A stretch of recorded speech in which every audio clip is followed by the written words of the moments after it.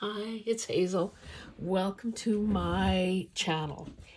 If you are a new subscriber, thank you. If you are a returning subscriber, thank you. If you are considering subscribing, thank you.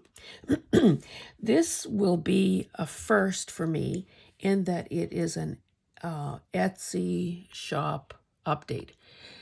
I am not under any illusions about how many choices there are out there. I know it's mind-boggling. And of course, the challenge for somebody like me who is new is to find the right combination of product and price and I don't know, service, I guess, that that works. Part of the challenge, of course, is getting noticed in the first place. So I'm hoping that even though my subscriber numbers are small at this point, but growing, that, this is a way to highlight some of what is available. This item is a physical item, and I will... should have arranged this a bit better. I will just say that when I first got into this gig, and it's easy for me to keep track of how long it's been, because I stumbled into the world of junk journals. I always tie it back to March of 2020, which to me was the start of COVID. That meant all of us were spending a lot of time at home, and YouTube became my best friend. And one video led to another, and one creator led to another, and it just seemed like a coming together of all the factors, all the interests, all the skills and talents that I believe I have, coming together in this one pastime, or this one hobby, or this one art form. Excuse me. But I also felt pretty intimidated, dare I say jealous, of some of the supplies and the opportunities that other makers in other parts of the country and other parts of the world seem to have, because it felt like an advantage not available to me. I live in Alberta, which is a fairly new part of a fairly new country. Compare that to people in the eastern part of North America, or people in Europe who have civilizations that are a lot older than ours. So consequently, our buildings are newer, our everything is newer. And there's something to be said for that, but it doesn't make for a lot of really old stuff. So while I had many possessions and many supplies and many things that I valued and considered beautiful, when it came to watching YouTube videos and seeing what other people were using and routinely had access to through flea markets and estate sales and garage sales and antique malls and you name it, I thought, oh my goodness, what chance do I have?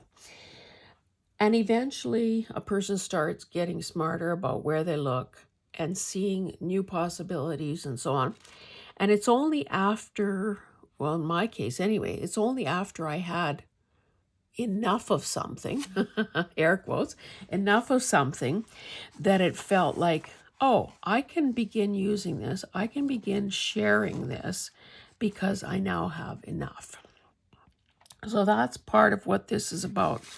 I'm thinking about the newcomer, the beginner, who doesn't have some maybe basic or rudimentary supplies, who wants to get started, who doesn't want to have to buy a case lot or a boatload or you know, spend hundreds and hundreds of dollars buying vintage stuff, but would just like a few supplies to get started with and feel their way around and experiment with and see how it goes.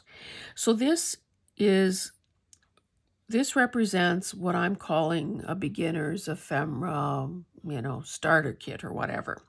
So I'll climb down my soapbox and I will begin showing you what these items are like. So I've got, I should just start. This is a piece of old wallpaper.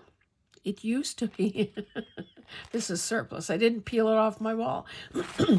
We had this wallpaper in a tiny little bedroom in our first real house in 1970 something. So we're talking a long time ago. But, and of course, like with any wallpaper, you kind of, you know, every piece is going to be different. So there's that, which refuses to stop curling. I bought a grab bag of fabric that included a whole bunch of quilt squares. These happened to be hexagons. So I thought, oh, well, who wouldn't love a few little pieces of sort of, you know, coordinated fabric to either make tabs or little tiny pockets with. In fact, see, I don't have that near me, but I have, using circles, I've made little pockets. I would cut it in half, add a trim, and, you know, it's tiny, obviously, but it's cute. Some postage stamps. I think, well, there are a few scattered here. A genuine tea card. This one happens to have giraffes on it, but of course everyone in every kit would be slightly different. This is part of a broadsheet newspaper, and of course I had to fold it. From 1920, an American paper. And again, you know, it's the luck of the draw, what you get, but there are, you know, in this case, there's some photos. There's the natural aging, some ads, some classifieds, part of a cartoon, different sized fonts, and so on. So there's that. There is a piece of anaglypta wallpaper. And if you, there was a time in home decor trends when this was a big deal. I have a lot of this stuff in various designs. And the beauty of it is that it's meant to be painted. So whether you know, back in the day, people would pick the thing, whether, you know, it looked like stucco or whatever, would apply the wallpaper and then paint it. Because, you know, remember all the paint effects that there used to be. So it was, this kind of, I think, helped with some of the texture. I intend to do a video quite soon about using this kind of stuff, because again, I have several rolls, several different designs. So very nice effects can be gotten with that. I also have, excuse me, a Benjamin Moore paint deck. I believe that's the best paint around. And so I decided to, you know, to cut into it.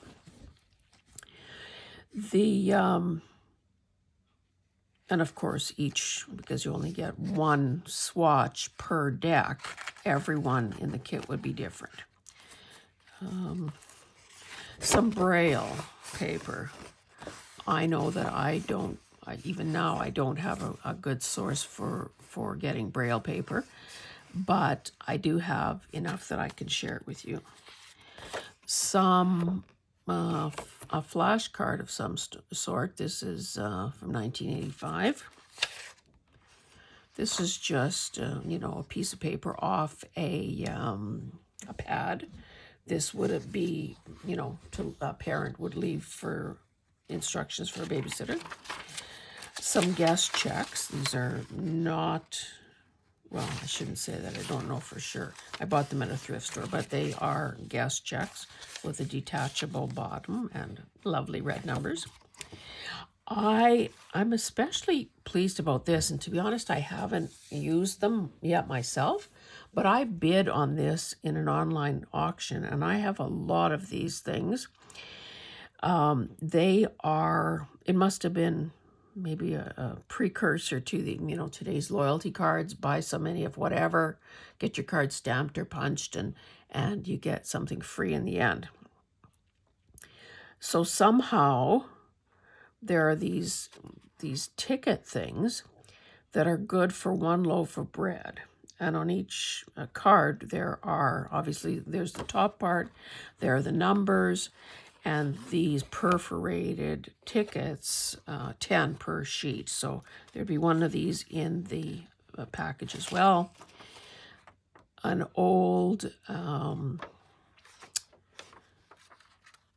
this is off a pad for taking phone messages.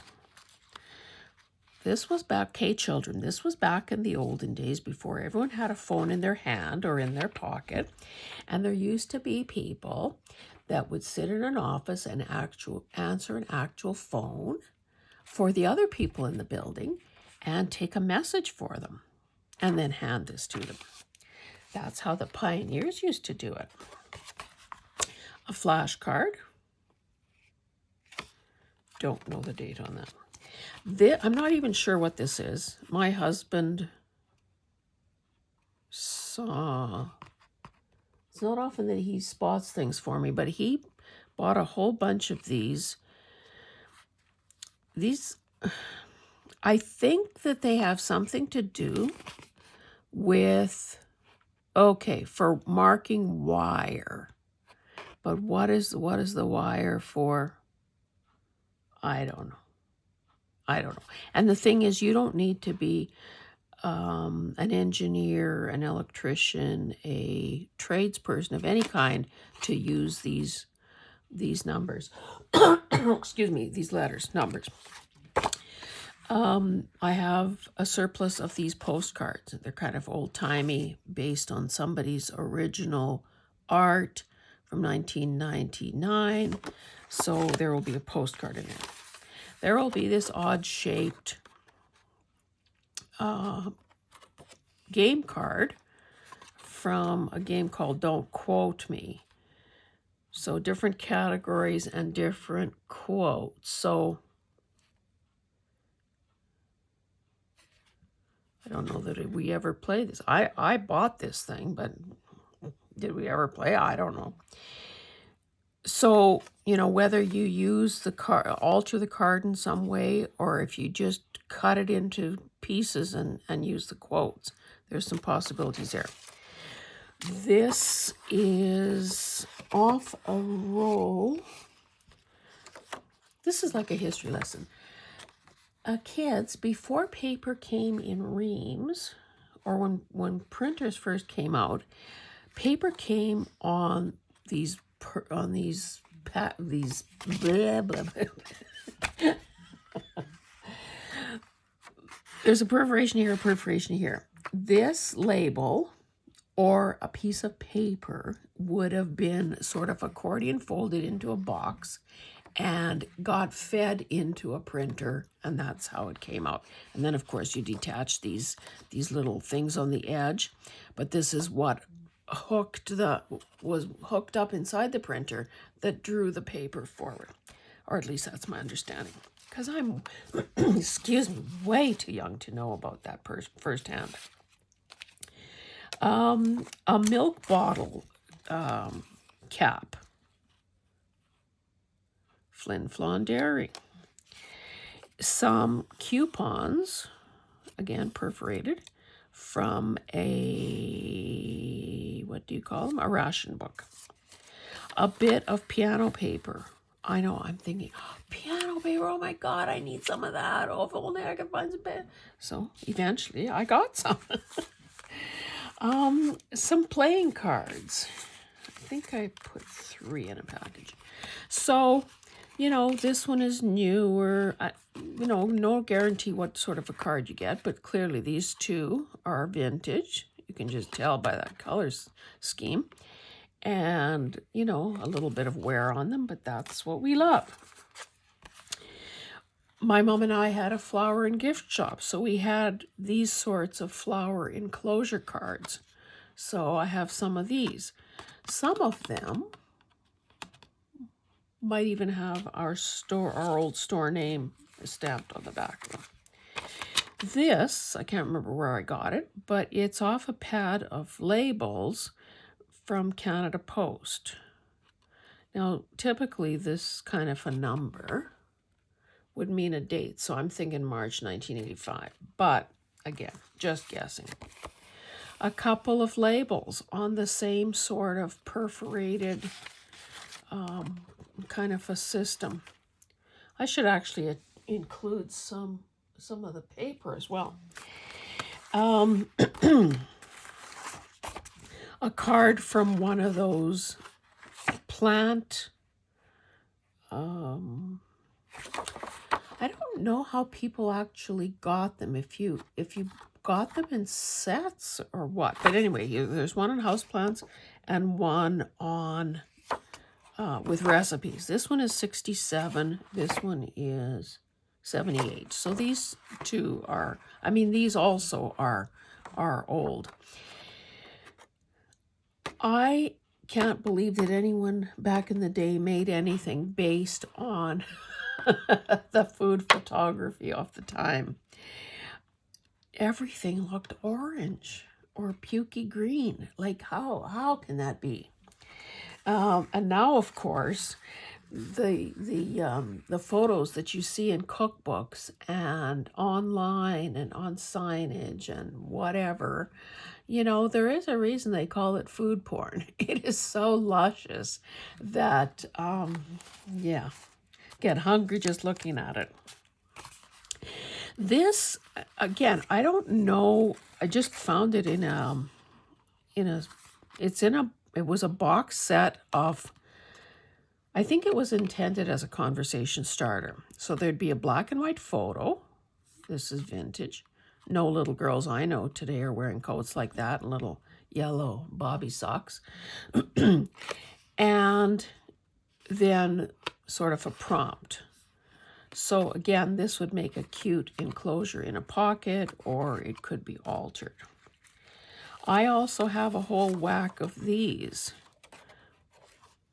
Don't know how or why, but they'd probably be cute in a harvest or an autumn type journal. This is a coat check ticket. I don't know how old these are. There is no indication of date. But yeah, I scored a box of these at a garage sale. And then not so long ago, I bought some small packets of these sorts of coupons. So this one is for Blue Ribbon. And of course, I don't know if the packaging has really changed or if that's still what it looks like, but certainly I remember that kind of packaging. It says, save these premium coupons enclosed in Blue Ribbon tea, coffee, baking powder, cocoa, etc. So this particular one was worth half a coupon. So, some good advice. Insist on Blue Ribbon Orange Pico tea. They came in 15s, 30s, and 60s.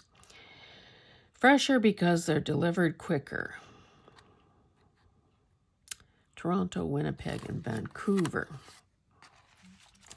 So this, by the time you see this, I will have listed this packet of papers and goodies in my Etsy shop.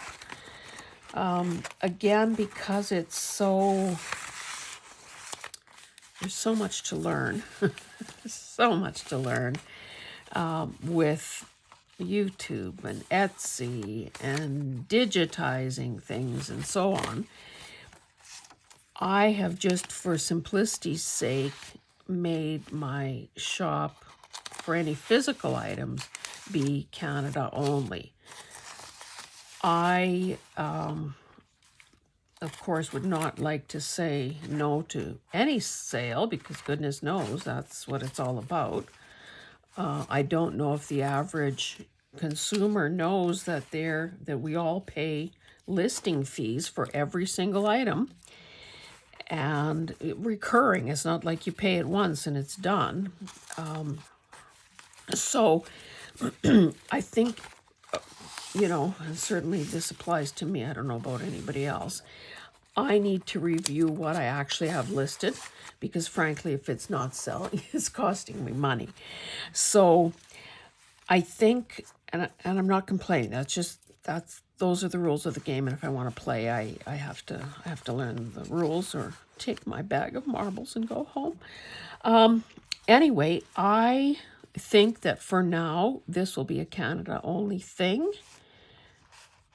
I would say that if you saw something here that you really, really feel you can't live without, and it's a good starter pack, and it's priced attractively, contact me and see if I can figure out a way to do it, to get it to you, in another country that would work for both of us.